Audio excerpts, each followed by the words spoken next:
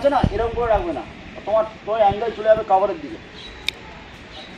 তোর মন কোথায়? এই যে কথাগুলো বলছি না সারা জীবন মনে রাখতে হবে। বুঝিয়ে থাকিস না,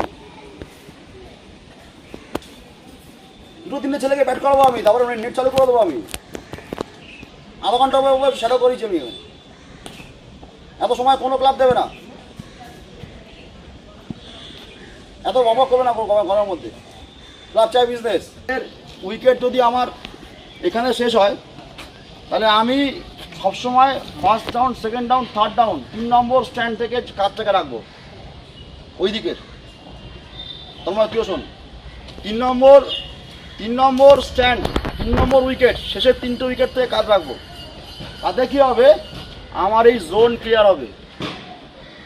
যদি আমার কাজটা এইভাবে চলে যায় তাহলে আমার এই দৃষ্টিশক্তি দিকে চলে যাবে, তাহলে আমি অনসাইডেবল খেলতে পারবো না।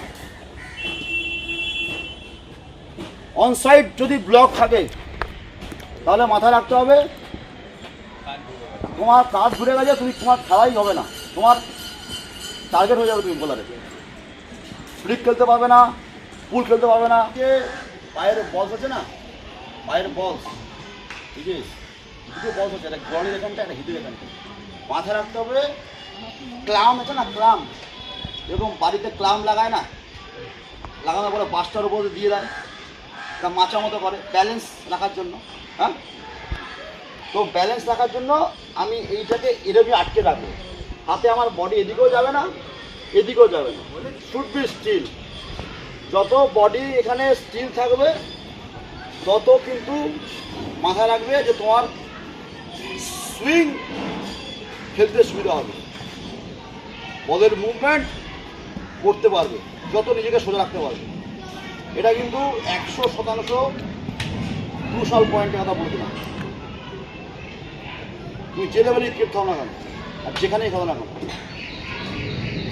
হালকা ওপেন শোল্ডার লাগবে, তাতে পুল এবং ড্রাইভও মারতে হবে, পুল মারতে হবে, কার সব মারতে পারবে, এমন কোনো অসুবিধা হবে না। হ্যাঁ, এবার ইনিশিয়াল মুভমেন্ট যখনই হচ্ছে তখন পা দিয়ে এরকম করে এই কোমরে ওয়েট নিয়ে যাওয়া না পিছনে, তাহলে কিন্তু খেলা শেষ। বাবা বলছি যে ভুল ম্যাক্সিমাম ছেলেরা করে, 99.9% ছেলেরা এই ভুলটা করে, ব্যাক গিয়ার করে আসে। এবার যারা করে তারা আসে, তারা কিন্তু জায়গা বানায়, তারা এখানে আসলেও কিন্তু ওয়েট সামনের দিকে লাগে। এটাও বলে দিচ্ছি আমি, আমার প্রথম কাজ থাকবে এটাকে নিয়ে যাওয়া, চিনটাকে নিয়ে যাওয়া বলের দিকে। প্রত্যেকটা কথা আমি কিন্তু রিপিট করবো না, আমি ভেঙে ভেঙে আগেও বহুবার বলেছি, আজকেও বলছি।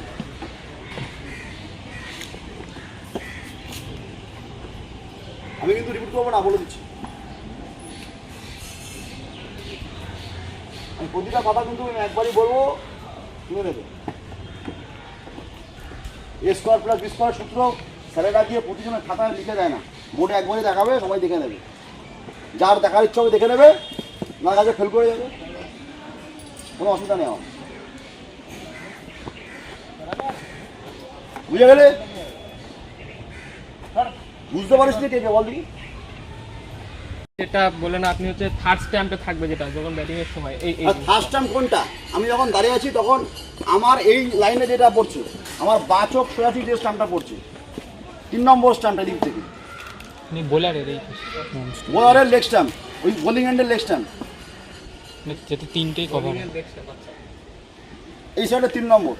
তুলবি লিটল ওয়েট সামনের দিকে, মানে 55% ওয়েট সামনের দিকে রাখবি, সামনের পায়ে লিটল রাইটাকে হালকা করে খুলে দিবি সঙ্গে সঙ্গে ওইখানে দাঁড়িয়ে, মাথা হেডবল করবি না, ব্যাটিং আর কিছু নেই। এই অবজারভেশন ঠিক থাকলে ব্যাটিং করতে পারবি। এবার যখন যাবো আমি মুখ দিয়ে যাবো, চিনটাকে হালকা তুলেই সোনার নামবে, দেখ গেলে জাস্ট তুলি সোনার নেমে যাবে, চিল দ্বারা যতক্ষণ না দাঁড়ানো স্যাটিসফাই হবি